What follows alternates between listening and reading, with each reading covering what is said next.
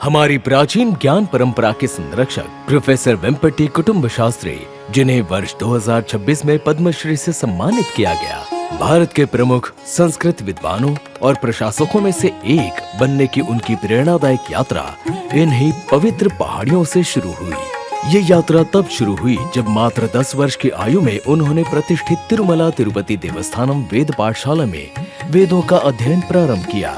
संस्कृत का अध्ययन मेरा अपना निर्णय नहीं था। मैं बस एक छोटा बच्चा था जो अपने पिता की इच्छा का पालन कर रहा था, पर बहुत जल्द मुझे इस भाषा से प्रेम हो गया। उसे साथ लेकर आगे बढ़ना ये मेरा स्वयं का निर्णय था।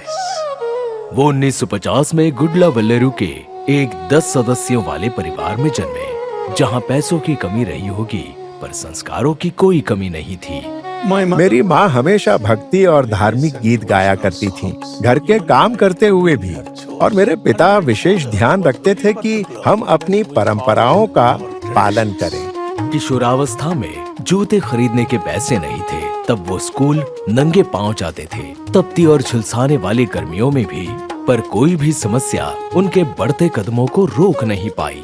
मेरे गुरुओं ने हर कदम पर मेरा मार्गदर्शन किया। जब मैंने नौकरी करने की इच्छा जताई, तब पूज्य कांची परमाचार्य श्री श्री चंद्रशेखरेंद्र सरस्वती महाराज ने मुझसे कहा, नहीं, तुम संस्कृत का अध्ययन जारी रखो।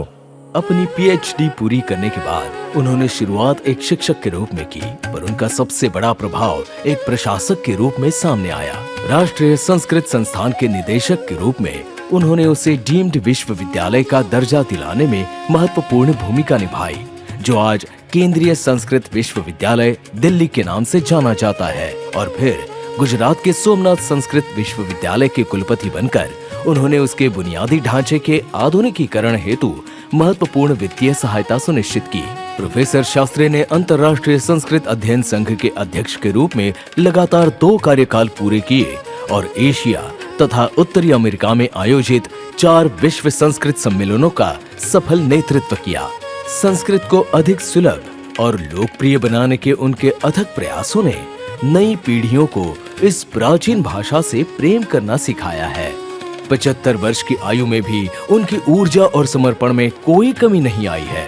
वर्तमान में वे श्री चंद्रशेखरेंद्र सरस्वती विश्व महाविद्यालय के कुलाधिपति के रूप में अपनी सेवाएं दे रहे हैं। केवल नौकरी पाने के लिए अध्ययन मत कीजिए। यदि उच्च स्तर तक पहुंचना है तो वो विषय पढ़े जिससे आपको प्रेम हो। चाहे आप संस्कृत चुने या कोई और विषय, सीखने में आनंद लेंगे तो सफलता निश्चित रूप से मिलेगी। प्रोफेसर वेम्पति कुटुंब शास्त्री, पद्मश्री 2026। कोटि कोटि नमस्कार।